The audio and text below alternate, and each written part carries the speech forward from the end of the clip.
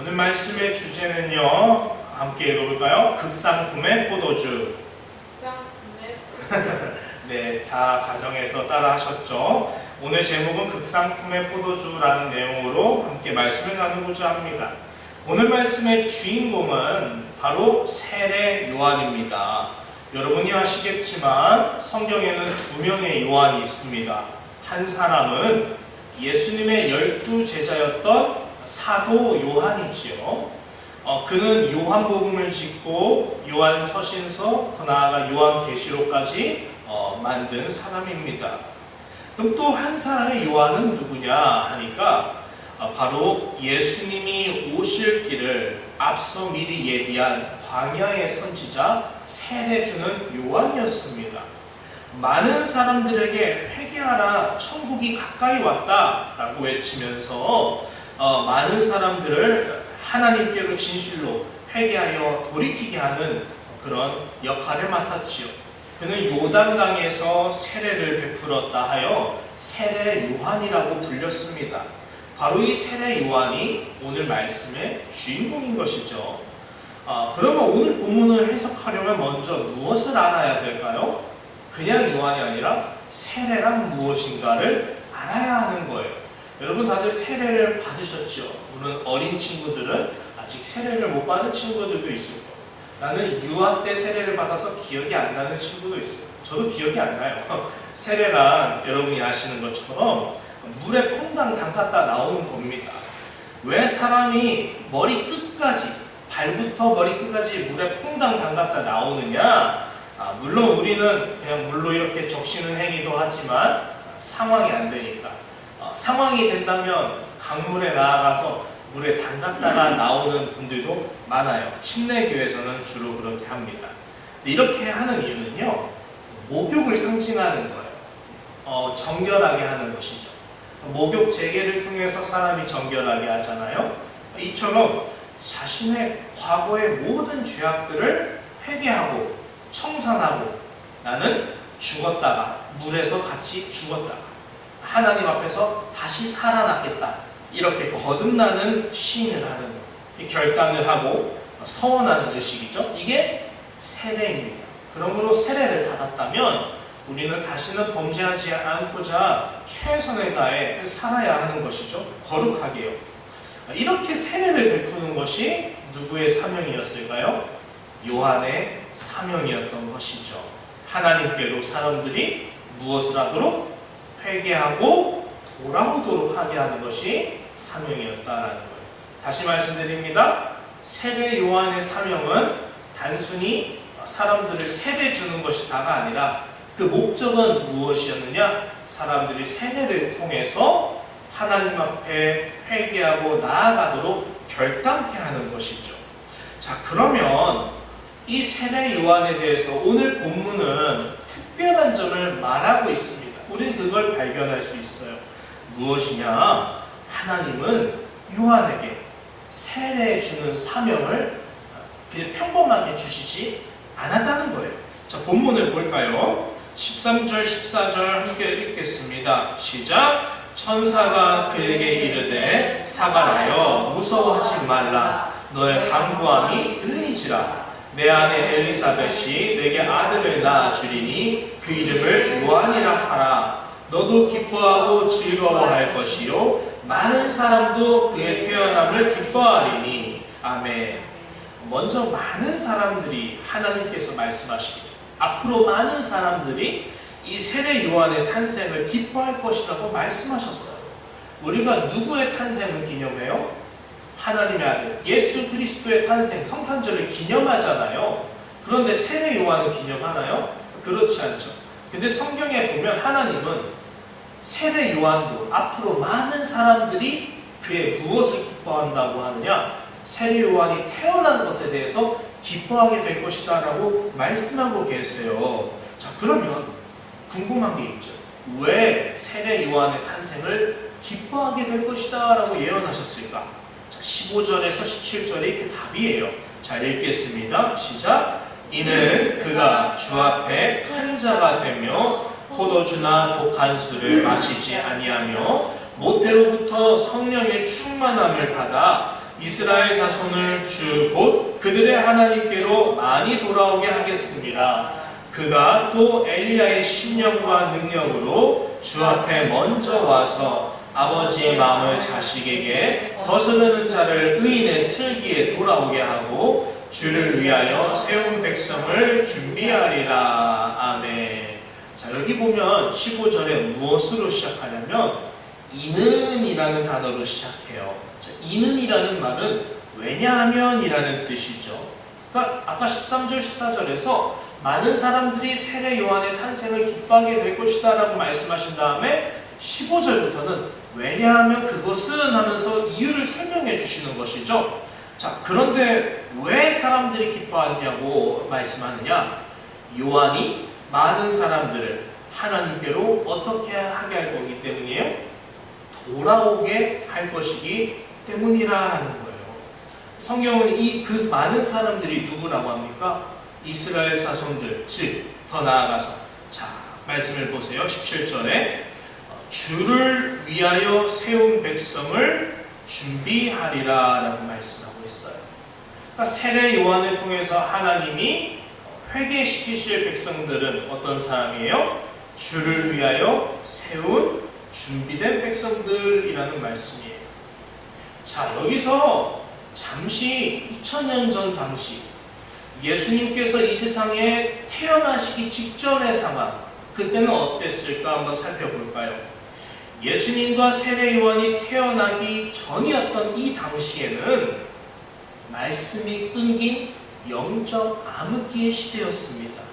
성전은 있지만, 헤롯이 세운 성전은 있지만 정작 하나님의 임재는 떠난 시대였죠. 제사장들과 바리새인들과 서기관들이라고 하는 성경을 가르쳐주는 사람들은 하나님을 사랑하기보다는 뭘 더 사랑했었어요? 돈을 더 사랑하고 혹세무민으로 사람들을 거짓 가르침으로 속였던 시대가 바로 이 당시였어요. 이처럼 영적으로 심히 타락했고요. 그만큼 사람들은요, 교회는 다니고 성전은 다니고 하나님은 믿는다고 하지만 정작 하나님은 몰라요. 하나님의 말씀의 뜻도 몰라요. 그냥 바리새인들과 제사장들이 시키니까 시키는 대로 이렇게만 하면 천국 갈 수 있는 거지요? 참 순진무구한 마음으로 그저 시키는 대로 살아갔어요. 그러니까 사람들은 영적인 가르침을 채워지지 않으니까 성전에 가서는 거룩한 척 할 수는 있지만 경건의 능력이 없어서 실제 생활로 돌아가면은 어떤 삶을 살았어요? 육신을 위해서만 살 수밖에 없었어요. 그래서 예수님이 사역하셨을 때도 오병이어의 기적을 맛보고 나서도 사람들은 예수님을 왜 쫓아왔죠?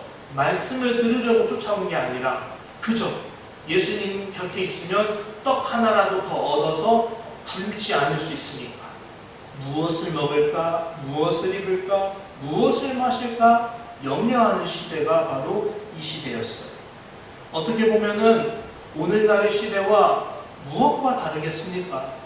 오늘날의 시대도 교회가 제 기능을 잘 수행하지 못하기 때문에 많은 사람들이 교회에서 하나님의 말씀으로 거듭나는 역사를 맛보지 못하는 것 같아요.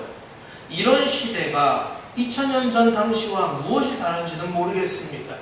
그러면 여러분이 보실 때 오늘 이 시대에 가장 필요한 것이 무엇이라고 생각하세요? 저는 코로나를 겪으면서 하나님의 은혜를 많이 받았다라고 생각을 해요. 경제적으로, 육신적으로 많은 타격이 있었습니다. 하지만 그것을 뛰어넘는 하나님의 은혜가 있었다라는 것을 저는 부인할 수가 없어요.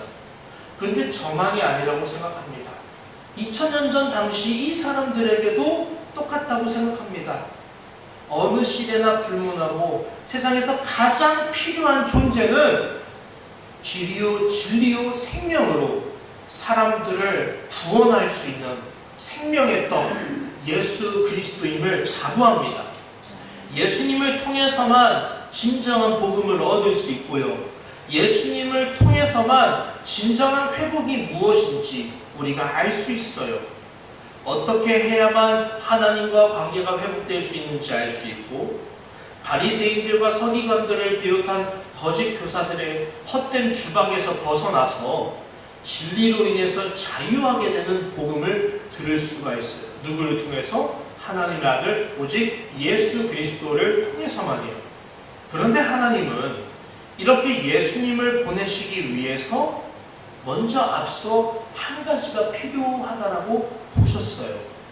말씀이 육신이 되어서 오실 예수님께서 앞으로 오실 텐데 그분이 오실 때 무엇이 육신이 되어서 오신 거라 했어요? 말씀이 육신이 되어서 온다고 했어요. 자, 예수님은 말씀 곧 그 자체세요. 하나님의 말씀을 우리 마음밭에 받을 수는 있어요. 주님 말씀대로 하나님께서 천국의 씨앗이신 예수 그리스도의 복음을 우리를 만나게 하실 수 있어요. 그런데 문제는 뭐냐? 네 가지 밭이 있다고 했어요. 가시밭, 길가에 있는 그냥 들, 그리고 돌밭, 마지막 좋은 밭. 이 중에서 말씀이 육신이 되어서 오신 예수 그리스도께서 좌정하여서 그 삶을 변화시킬 수 있는 밭은 오직 좋은 밭뿐이라고 했어요.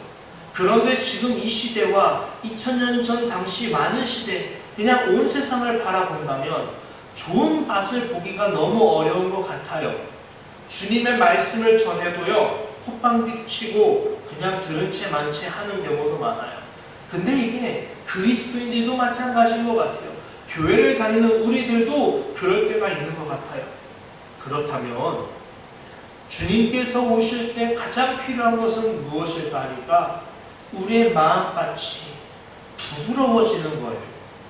돌밭이었던 내 마음밭이 세례 요한의 외침을 통해서 많은 가시와 돌과 이런 것들이 걸러져서 좋은 밭으로 변해야만 예수님의 말씀을 우리가 받아들일 수 있어요. 그렇기 때문에 하나님께서는 예수님께서 오시기 전에 주의 길을 예비할, 주님의 오실 길을 평탄하게 할 엘리야의 심정을 가진 선지자를 보내시고자 하셨어요. 그래서 그 자가 하나님께서 말라기에서 예언하신 엘리야의 심정으로 온 사람.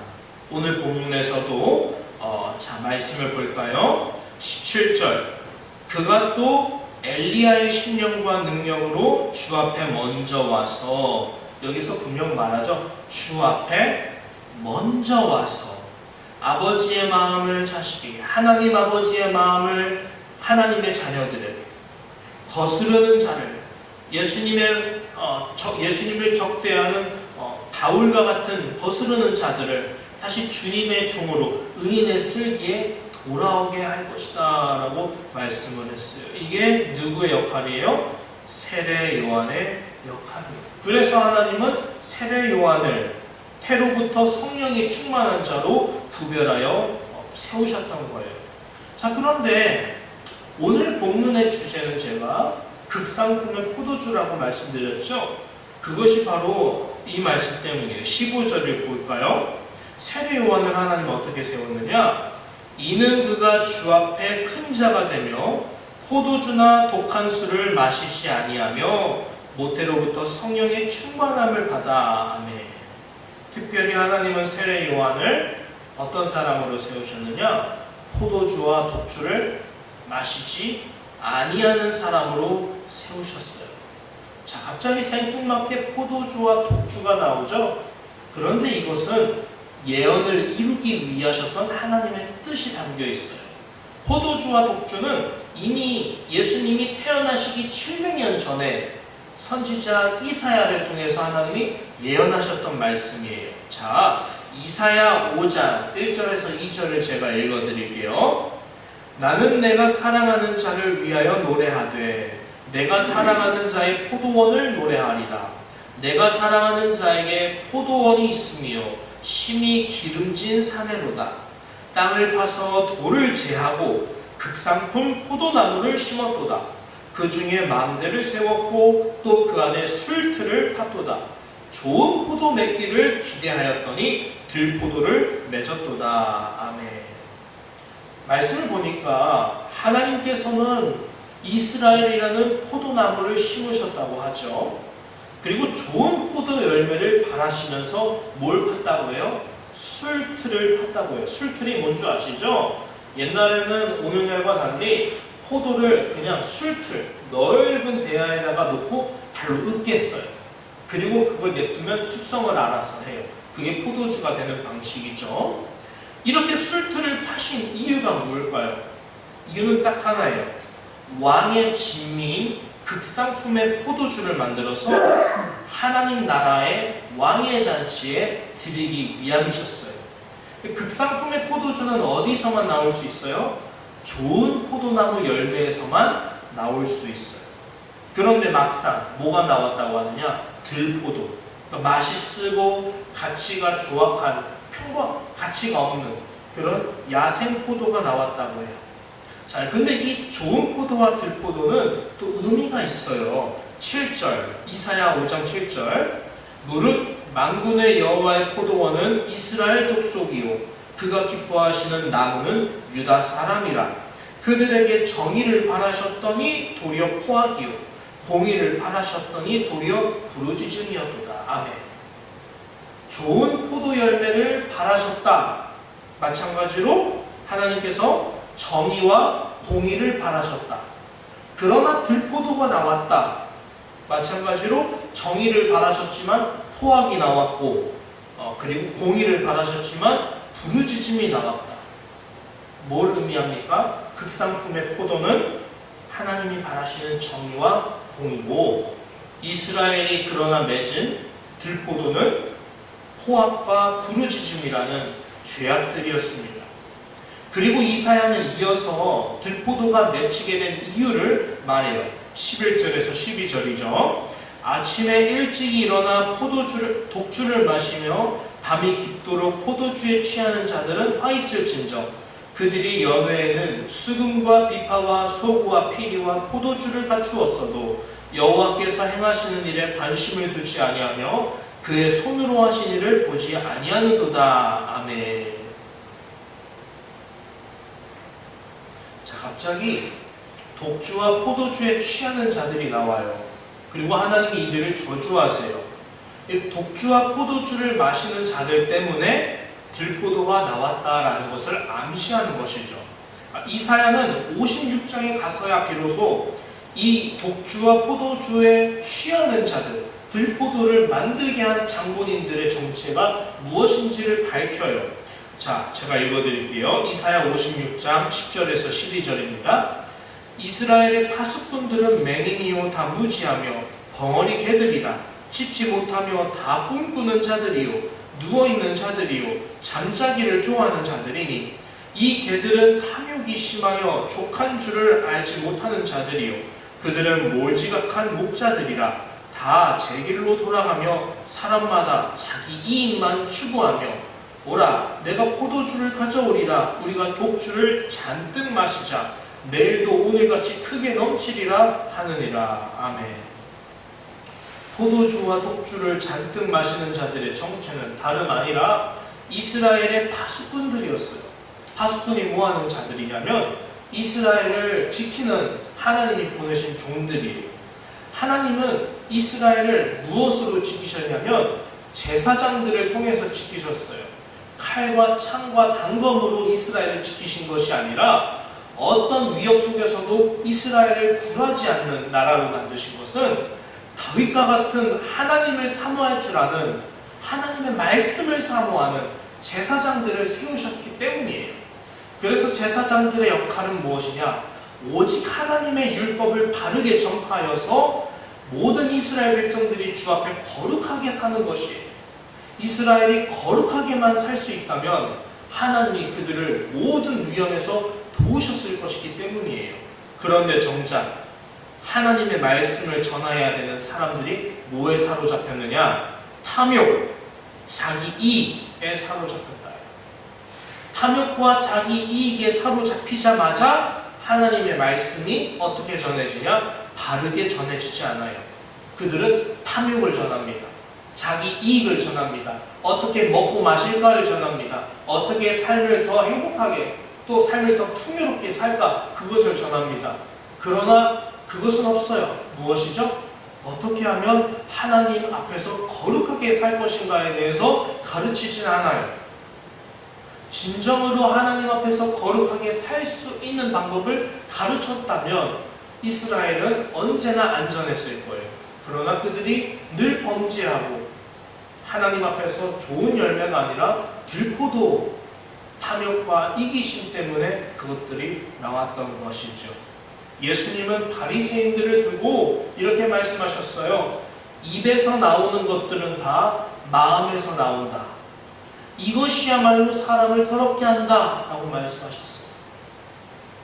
무엇을 먹어서 더러워지는 것이 아니라, 돼지를 먹어서 선지를 먹어서 더러워지는 것이 아니라, 모든 것은 하나님이 허락하신 거룩한 것이지만 정작 사람을 더럽게 하는 것은 마음에서 나오는, 입술로부터 전해지는 말이라는 거예요.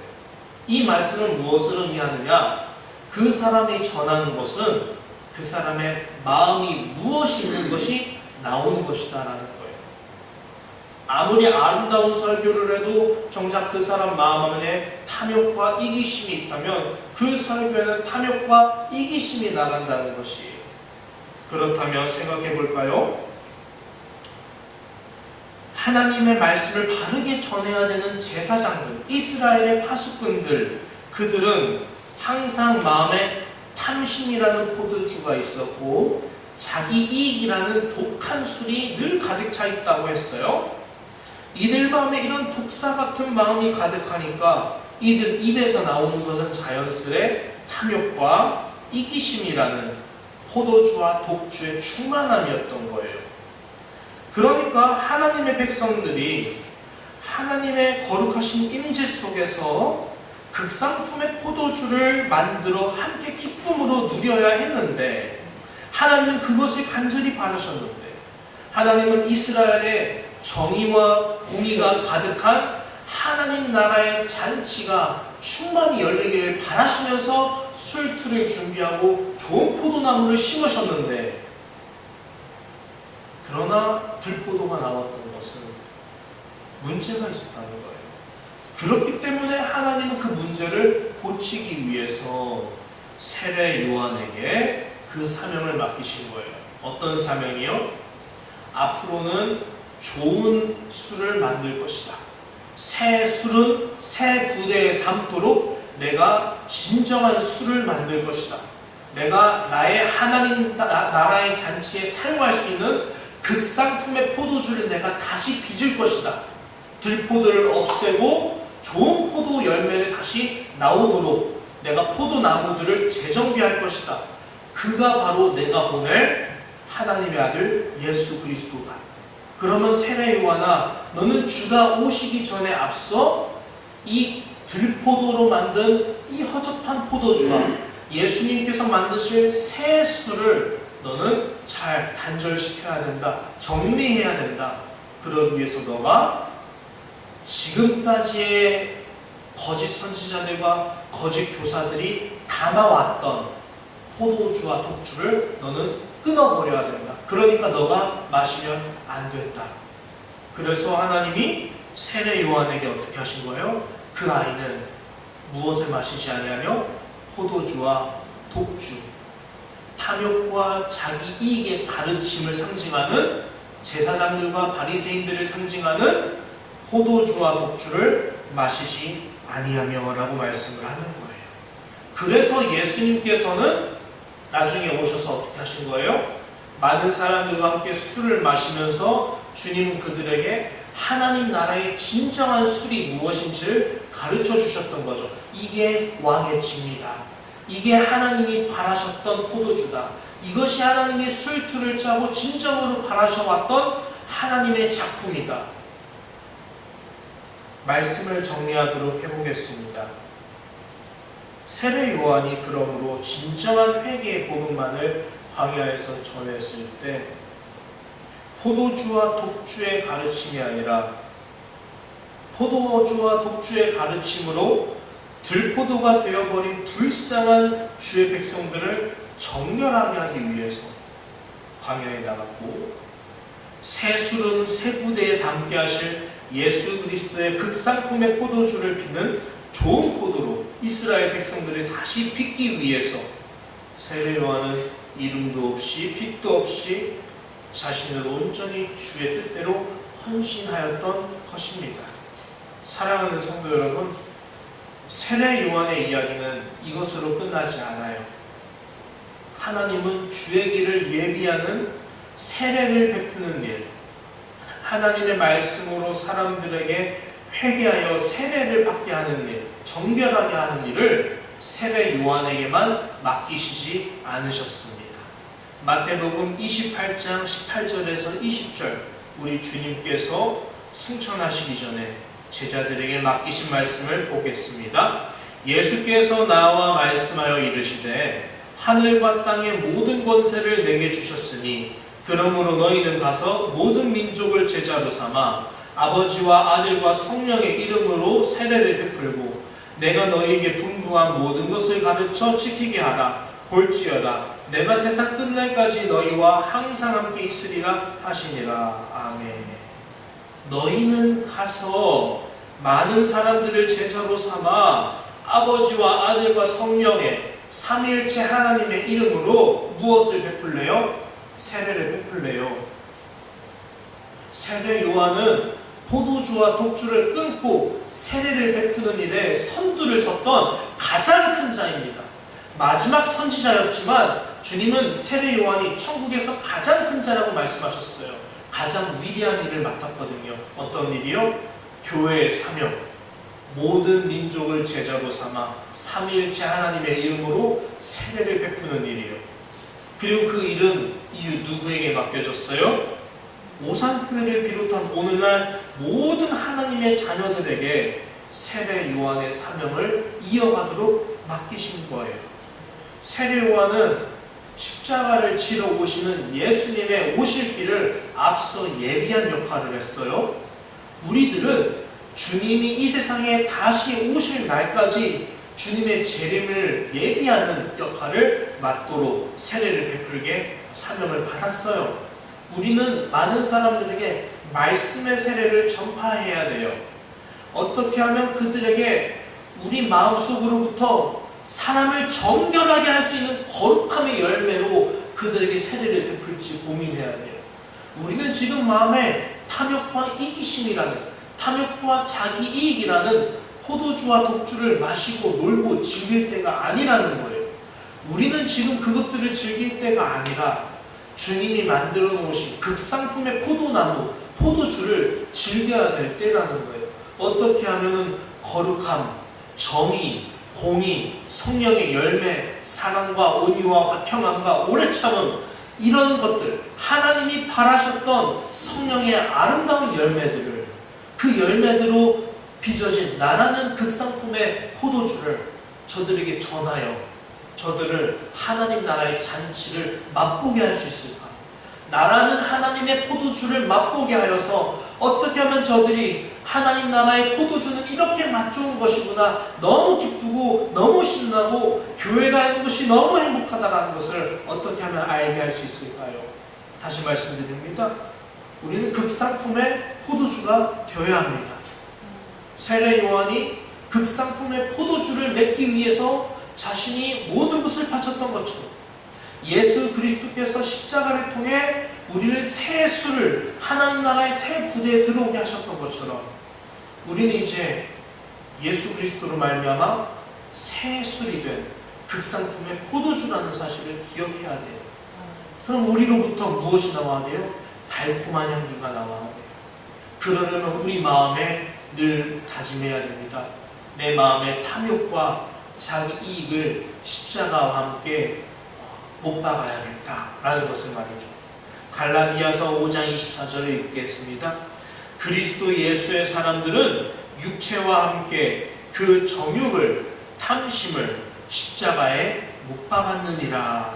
다시 읽어드릴게요. 그리스도 예수의 사람들은 육체와 함께 그 정욕과 탐심을 십자가에 못 박았느니라. 그러므로 우리는 이제 성령으로 살아가는 사람입니다. 우리는 십자가와 함께 못 박아야 할 것은 정욕과 탐심이라는 포도주와 묵은 독주라는 사실, 그리고 우리가 그리스도의 부활과 함께 다시 살아나야 할 것은 거룩함이라는 극상품의 포도주라는 사실을 마음에 기억하시는, 그리고 그대로 거룩함을 위해 살아가는 한 주가 되기를 바랍니다. 기도하겠습니다.